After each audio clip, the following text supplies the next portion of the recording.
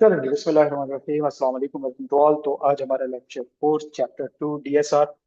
और थोड़ा सा हम पीछे चले जाते हैं। ये चैप्टर हमारा था regarding data governance. Data governance का मतलब क्या है? डेटा गवर्नेंस का मतलब डेटा सिक्योर रख सके। देखिए, कोई भी ऑर्गेनाइजेशन जो डाटा कलेक्ट कर रही होती है वो किसी भी तरह का डाटा हो सकता है। वो पर्सनल हो सकता है, वो public, private, official, non official, confidential, restricted, कई तरह के डाटा होते हैं जो ऑर्गेनाइजेशन कलेक्ट कर रही होती है। तो ये उसकी रिस्पॉन्सिबिलिटी होती है कि उस डाटा को उसने एक्यूरेट, सिक्योर और कंप्लीट मेंटेन करना होता है। तो उसके लिए फिर उससे कुछ ना कुछ मेजर्स लेने पड़ते हैं जिनको कलेक्टिवली हम क्या कहते हैं? Data governance. तो डाटा गवर्नेंस नॉर्मली दो ब्रांचेज में कन्वर्ट हो जाती है। एक हो जाती है मैंडेटरी और एक हो जाती है वॉलेंट्री। मैंडेटरी में क्या चीजें आ जाती हैं? डाटा गवर्नेंस के वो रूल्स एंड रेगुलेशन या पॉलिसीज आ जाती हैं जो गवर्नमेंट, इंटरनेशनल स्टैंडर्ड्स, इंटरनेशनल इदारे, सुप्रानेशनल बॉडीज, नेशनल बॉडीज ने दिए हुए हैं। और वो हर ऑर्गेनाइजेशन जो कि डाटा कलेक्ट कर रही होती है उसको लाजमी कंप्लाई करने होते हैं। इसके अलावा कोई ऑप्शन नहीं होता।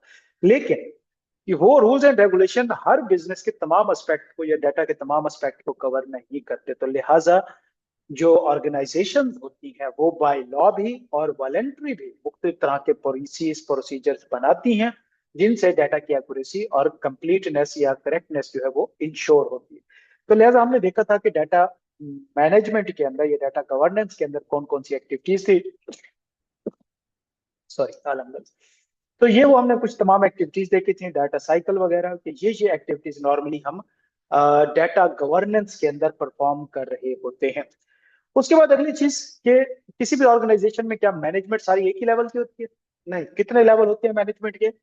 तीन लेवल होते हैं मैनेजमेंट के किसी ऑर्गेनाइजेशन के अंदर। और उन तीनों के डिफरेंट काम होते हैं। ठीक है, अगर हम ओवरऑल देखें तो जो ऑर्गेनाइजेशन के मैनेजमेंट होती है, टॉप लेवल मैनेजमेंट जिसे हम क्या कहते हैं?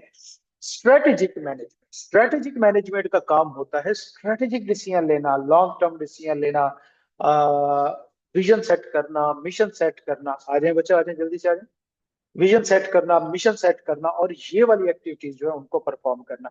जबकि जो टेक्निकल लेवल मैनेजमेंट होती है इनका काम क्या होता है कि जो ऊपर वाली एग्जेक्टिव या स्ट्रेटेजिक मैनेजमेंट ने ग्रुप के अंदर है बच्चे, आप आपको लिंक आ गया, वहां से ज्वाइन कर लें, स्क्रीन वहीं पे आप देखें।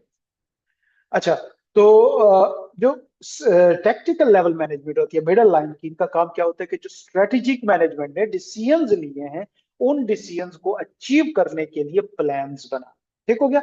और फिर इसी तरह जो थर्ड लेवल या लोअर लेवल पे जो मैनेजमेंट आती है जिसको हम क्या कहते हैं? Operational management. इसका काम क्या होता है कि जो टेक्निकल लेवल मैनेजमेंट ने प्लान्स बनाए हैं उनको इन एक्शन लेके आना, उनको नीचे जो वर्कर्स होते हैं उनसे काम करवाना, उनको इंप्लीमेंट करवाना। ये तीन तरह की मैनेजमेंट होती है और इन तीन के जनरल काम ये होते हैं। अब अगर हम बात क्योंकि स्पेसिफिकली कर रहे हैं किसकी? डाटा गवर्नेंस की।